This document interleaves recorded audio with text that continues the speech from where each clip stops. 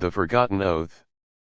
My name is Henry Thompson, and at 68 years old, I've seen enough shadows in this world to know they never truly fade. I was a detective with the NYPD for 35 years, retiring to a quiet life in upstate New York, where the only mysteries I solved were crossword puzzles in the Sunday paper. But life has a way of pulling you back into the fray, especially when old friends come calling. It started with a letter from Richard Hargrove, a man I'd known since our days in the trenches of World War II. We were part of a tight-knit squad in the Pacific, 6 young men thrown together by fate, bonded by blood and bullets.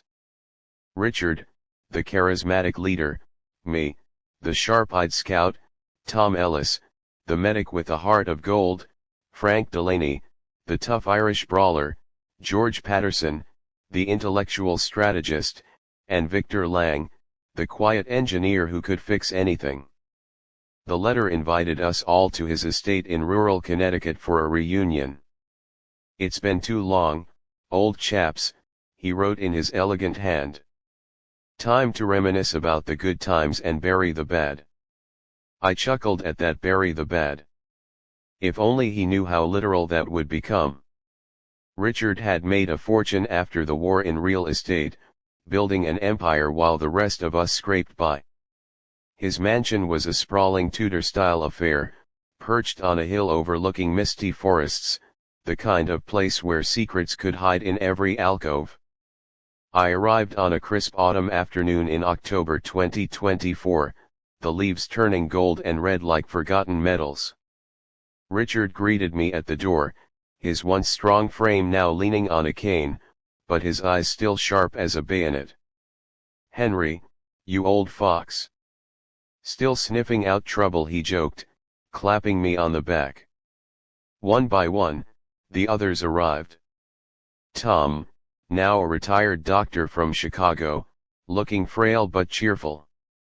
Frank, a former boxer turned bar owner from Boston, his knuckles scarred and his laugh booming. George, a history professor from Yale, with his wire-rimmed glasses and a briefcase full of war memorabilia. Victor, the engineer from Seattle, quiet as ever, fiddling with a pocket watch. We gathered in the grand dining room that evening, the table laden with roast beef, potatoes, and fine whiskey. Stories flowed like the liquor tales of jungle ambushes, narrow escapes, and the oath we swore one fateful night in 1944. We'd been pinned down on a small island, surrounded by enemy fire. In the chaos, we promised to protect each other's secrets, no matter what. "To the grave," Richard had said, and we all echoed it. But as the night wore on, tension simmered beneath the surface. Richard mentioned a big announcement for the next day, something about his will and righting old wrongs. His wife, Elena, an elegant woman in her 50s whom he'd married late in life, hovered in the background, her smile tight. That night, I couldn't sleep. The house creaked like old bones, and memories haunted me. Around 2 a.m., I heard a thud from Richard's study downstairs. I slipped on my robe and crept down the hall. The door was locked, but through the keyhole, I saw Richard slumped over his desk, a pool of blood spreading from his chest. A dagger, an antique from his war collection, protruded from his heart. The window was bolted from inside, no signs of forced entry. A classic locked room mystery, straight out of those Agatha Christie novels I used to read to pass time in stakeouts. I roused the household. Elena screamed, Tom checked for a pulse, none. Frank pounded the door until it gave way. George examined the room, noting the safe was open, papers scattered. Victor tinkered with the lock, confirming it was secure. The local police arrived, an inexperienced sheriff named Barnes who deferred to my expertise. "Mr. Thompson, you're the detective here. What do you make of it?"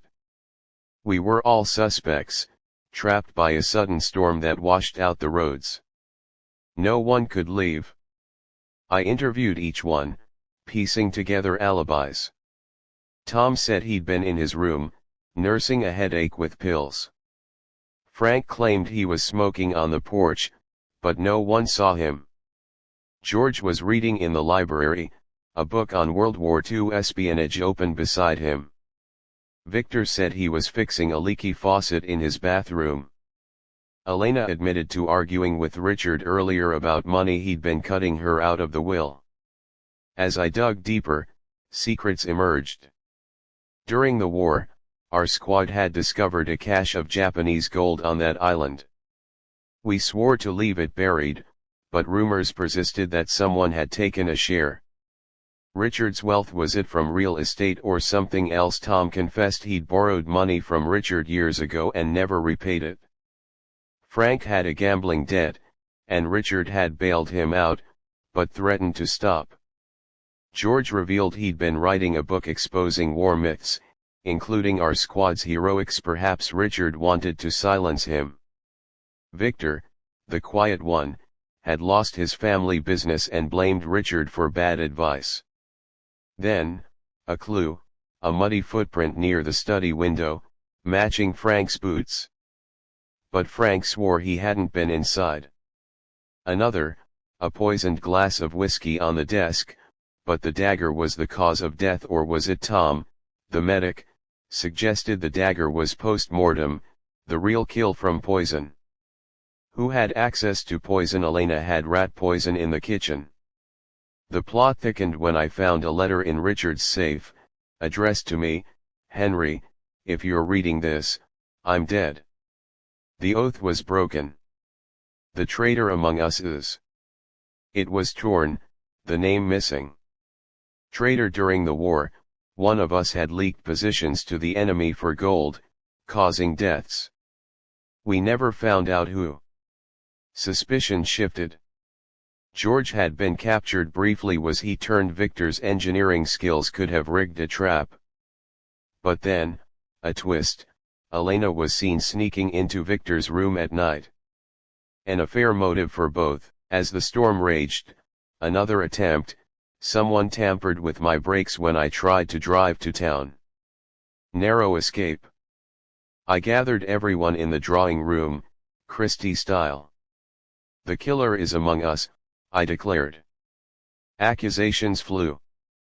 Frank lunged at George, Tom intervened. The breakthrough, the pocket watch Victor fiddled with. It was Japanese, from the war. He admitted taking the gold, but swore Richard knew and forgave him. The footprint planted. The poison from Tom's pills, ground up. But the final revelation stunned me. Examining the dagger, I noticed the handle engraved with my initials. Wait, no, it was from my collection, given to Richard years ago. Then, the letters tear matched a page in my journal. In a flash, it hit me, I was the traitor. Repressed memory from PTSD. I'd leaked the info for survival. Richard discovered it recently, confronted me in the study. In a blackout rage, I poisoned him, then staged the dagger. But wait, that couldn't be. I remembered now, Elena did it? No. The unexpected truth, Richard wasn't murdered. He faked his death to expose the traitor.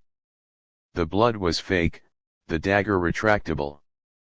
But it went wrong. He really died from a heart attack during the setup. The announcement was to forgive all, but stress killed him. I delved into each backstory, recalling war incidents. In 1944, our squad was ambushed due to leaked intel. I suspected George, the intellectual, but he had an alibi captured at the time. Tom saved lives, but his hands shook guilt. Frank's temper could have led to desperation. Victor's watch was a trophy, not evidence.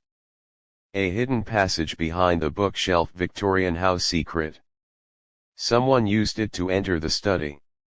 Elena knew about it, but so did Richard's lawyer, who arrived later.